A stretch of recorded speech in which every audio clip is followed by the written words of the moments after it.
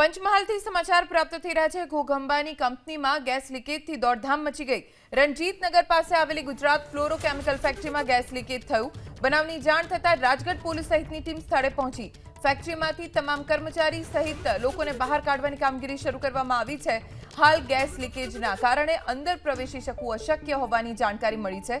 Gas લીકેજના કારણે કોઈ પણ વ્યક્તિને અસર થાય નહીં તે અંગે જાણકારી।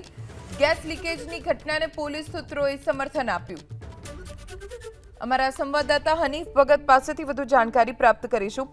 હનીફ, હાલ શું સ્થિતિ છે ગેસ લીકેજની ઘટનાને લઈને, શું વિગતો? ઘોઘંબા તાલુકાના રણજીતનગર ખાતે આવેલ જીએફએલ જે કેમિકલ બનાવતી કંપની છે તેમાં ગેસ લીકેજની ઘટના બનવા પામી છે। આ ઘટનાને લઈ જે વિસ્તારમાં છે એક રીતે અફરાતફરીનો માહોલ જે છે જોવા મળી રહ્યો છે। ખાસ કરીને બનાવની જાણ થતા રાજગઢ પોલીસ, જિલ્લા એસપી સહિત પોલીસનો કાફલો સાથે સાથે ફાયર વિભાગની અલગ અલગ જે તાલુકાની ટીમો પણ ઘટના સ્થળે પહોંચી છે।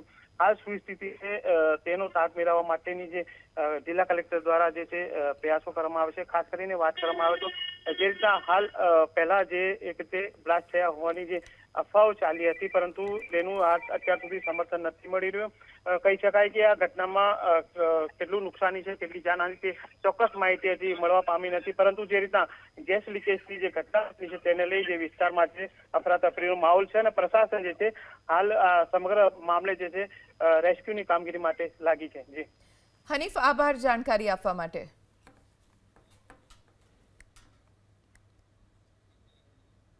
પંચમહાલમાં ગુજરાત ફ્લોરોકેમિકલમાં ગેસ લીકેજ થયો, જેને લઈને દોડધામ મચી ગઈ। જો કે હાલ તો કોઈ જાનહાનિના સમાચાર પ્રાપ્ત નથી થયા, પણ રાજગઢ પોલીસ સહિતની ટીમ ઘટના સ્થળે પહોંચી ગઈ છે।